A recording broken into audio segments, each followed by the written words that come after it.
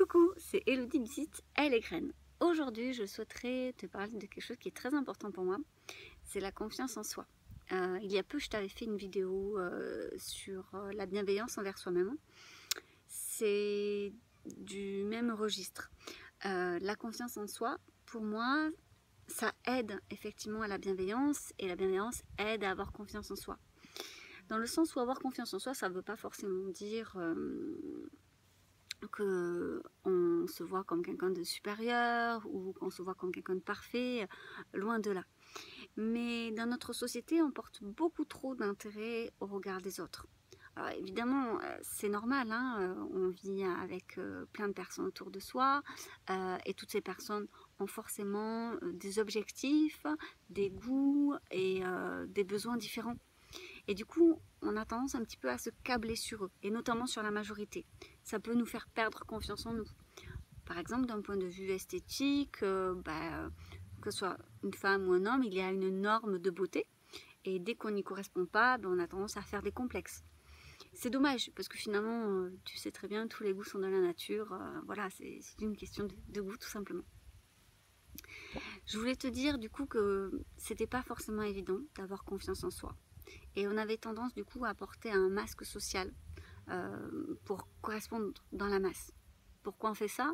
Finalement, parce qu'on se ressemble tous. Parce que le besoin prioritaire de tout être humain, c'est d'être accepté pour ce qu'il est et donc d'être aimé pour ce qu'il est. Alors au final, au lieu d'attendre que quelqu'un d'autre t'aime pour ce que tu es, alors que en règle générale, en plus, on ne montre pas totalement ce que nous sommes en public, j'ai envie de te dire, d'une part, aime-toi toi, rien que pour donner l'exemple au final, et aussi fais tomber le masque. Parce que tant qu'à faire, on te détestera ou on t'aimera. Je veux dire, tu auras forcément les deux dans tous les cas. Donc autant qu'on t'aime pour ce que tu es réellement. C'est pas toujours facile, c'est sûr. Mais c'est tellement plus agréable. Ça va te soulager, en plus, de ne pas toujours paraître parfait, de faire des erreurs. Tu vois, par exemple, moi, ça m'a mis du temps à me lancer dans les vidéos, mais j'avais, je pense, des choses à partager. J'avais envie de partager certaines réflexions. Cette vidéo, je la fais vraiment avec spontanéité. Donc il y aura des bugs, il y aura des un peu longs, mais tant pis parce que je me dis que si avec mes mots je peux toucher même une seule personne, elle ne sera pas perdue dans toutes les vidéos de YouTube qui existent. Ça me fera plaisir de parler peut-être à la seule personne qui regardera, etc. Oui, c'est pas facile au quotidien de paraître quelqu'un d'autre, c'est pas facile de faire des efforts de tous les matins. Je sais pas, moi, il y a certaines femmes qui passent beaucoup de temps à se maquiller, à s'habiller, à faire attention à comment elles sont physiquement, mais pas par plaisir, plutôt parce que elles ressentent une pression sociale à correspondre à un certain modèle. Et finalement, c'est dommage. Parce que si on faisait tous tomber le masque, on se rendrait tous compte qu'on est vraiment pareil. Qu'on cherche l'approbation, qu'on cherche l'acceptation et qu'on cherche forcément à être aimé pour ce que l'on est. C'est beaucoup plus simple de s'aimer soi-même. Déjà, il faut vraiment te dire que personne n'est pas parfait. Vraiment, personne. On est, ou bien c'est qu'on est tous parfaitement imparfaits. Et tant mieux. Alors, juste apprends à aimer tes imperfections. Moi, pendant longtemps, j'ai été étiquetée comme dyslexique. Ça étonne parfois quand je le dis parce que finalement, j'ai fait des études et souvent on dit que être dyslexique, ça aide pas pour faire des études, tout ça. Alors, oui, j'ai quelques soucis d'orthographe, de grammaire aussi, mais qu'importe. Voilà, j'ai peut-être à travailler plus dur sur ça, mais j'en ai pas honte. Voilà, ça fait partie de mon histoire. J'ai pas honte non plus de le dire sur internet parce que quoi, il y a des gens qui peuvent effectivement mettre des commentaires désagréables en disant voilà, apprends à mieux parler ou exprime-toi mieux que ça, enfin voilà. Oui, ils ont peut-être raison, ou bien si ça leur plaît pas, ils ont qu'à arrêter cette vidéo et puis appuyer sur la petite croix rouge et puis voilà. Ça va pas me toucher, ça va pas m'atteindre. Pourquoi? Parce que je pense que j'ai appris à avoir un petit peu confiance en moi. Je sais que j'ai des qualités, je sais que j'ai des défauts et que tout le monde en a en fait. En plus de ça, accepter tes propres défauts, ça va t'aider à être beaucoup plus tolérant envers les autres. Ça va t'aider à accepter le fait que ton conjoint ou ta conjointe n'est pas parfait.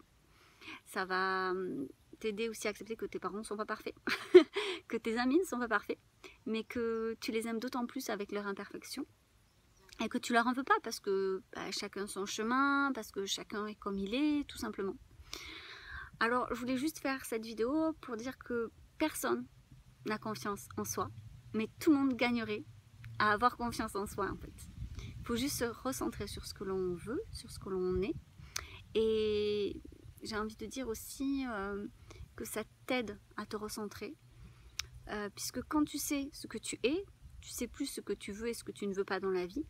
Et tu te lances davantage dans des projets. Et qu'importe le regard des autres, là c'est pareil, quand je me suis lancée dans les graines, j'avais des personnes qui m'ont soutenue dès le départ.